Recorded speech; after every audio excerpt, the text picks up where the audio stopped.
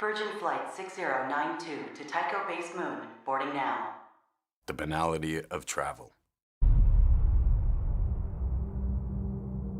There's no reason to think that that should change in any way. It's not going to be some jet set, Jetsons, glamorous vision of the future. It's what a pain in the ass it is just getting in line at the airport, getting your ticket punched. Hot towel. Oh, thank you. Thank you for flying with us. Dealing with your luggage. Major, we've been expecting you. When you fly on an airplane, the airline gives the jump seat to a pilot who's not on the flight but wants to go somewhere. They fly for free, they just flip the jump seat down and he joins them. Comm check? Loud and clear, sir. Welcome aboard the Cephus. I'll be hitching a ride with you if that's all right. Yes, we were alerted. That should be reachable by just reaching up. Which one, this? There's all these panels. You mean from seated? Yeah, from seated.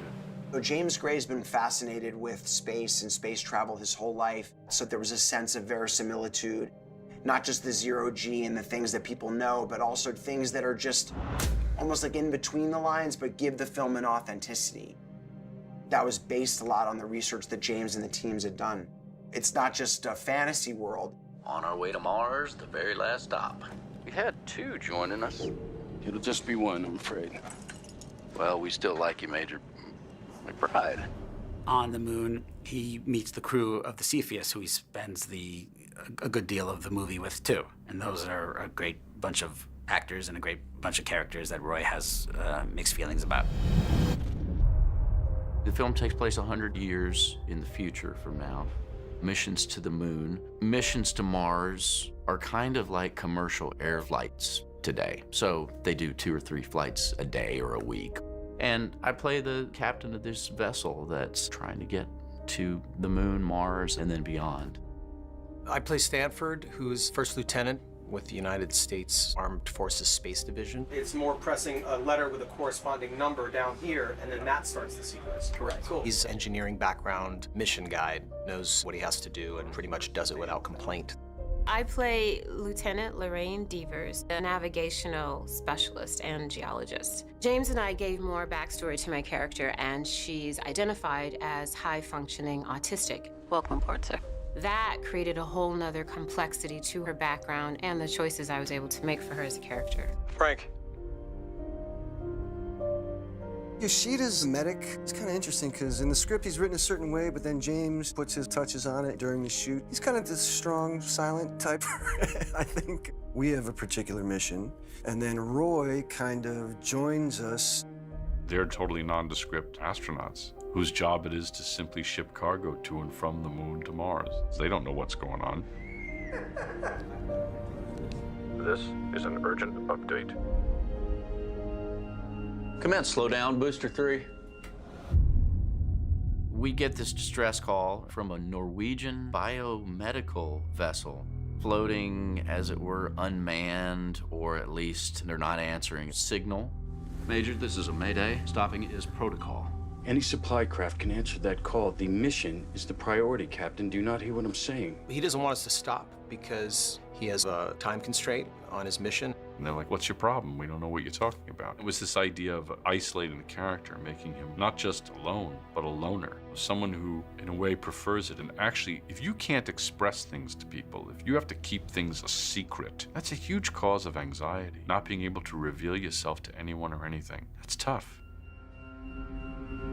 Vessel 9, we're responding to your distress call. The Major, McBride, he accompanies the captain. Quiet all around, let's roll sound. Yeah, let's go. And does a spacewalk to board this other vessel. And then all hell breaks loose. Tanner? The way my character meets his end is with this baboon that ends up eating my face off and attacking my jugular. That was our way of saying the most random possible thing can happen to you. Your foundation of reality off the Earth is no longer of any meaning. This primate is in zero-G attacking him. I mean, it's insane. I'm about to go in here, and they're gonna, the wonderful hair and makeup people, Nana Fisher and her amazing crew, about to turn this pretty little face into baboon brunch. This stuff can be tedious, but they make it as easy as possible for me. Some of the stuff for the face was amazing because the scratches were like what the baboon would do with the claws there, and the attack to the jugular was particularly gruesome. When James is blown away by something, I'm learning that he just laughs. It could be the most serious thing.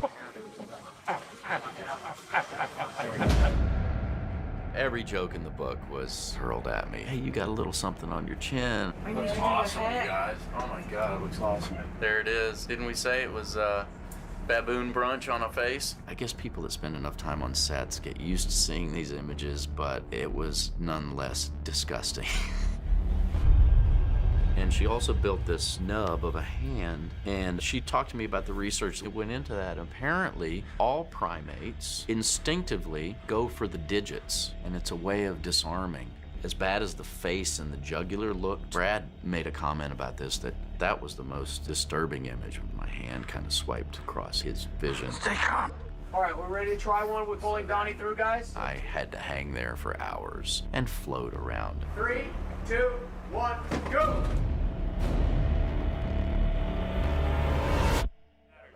The rotation direction doesn't matter as long as he's... It's just getting into the right orientation as you're heading to exit. Yeah.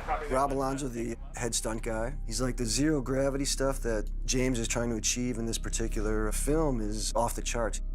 I had never done any wire work before, so they explained everything. They told me what some of the issues might be. When you're upside down, you might feel this. Let us know if you feel this. I mean, it was just, you knew immediately you were in good hands. Just find your balance point, Bobby. Okay.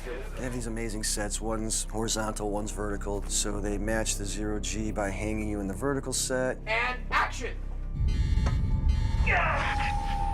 You're on wires and all these kinds of particular vests. You can attach the little D-rings anywhere, so you can hang it not just vertically, you can hang you sideways, hang you all kinds of crazy positions.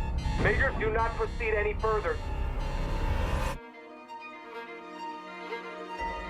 Being on wires and doing zero gravity is like a dance, particularly when you're working with other actors. Stunt set. Here we go. There's one scene where there's 3 of us, and we're in the vertical. We're all hanging straight down. So it's a great dance between us, the riggers, the camera, the timing, everything, so there's no collisions that happen. That was thrilling and scary and exciting and fun all at once. Brian, my stunt double, all the guys were phenomenal.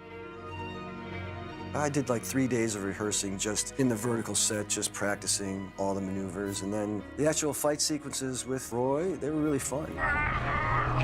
It's pretty physical, pretty exerting when you're upside down, hanging, looking down at the cement floor from 3 stories down. At first, it's a little daunting, but you get used to it after a while. Roy's mission, our mission, they're kind of polar opposites. I mean, we're kind of there to end things, and he's trying there to kind of patch things up. So the Cephus crew does not meet a happy ending.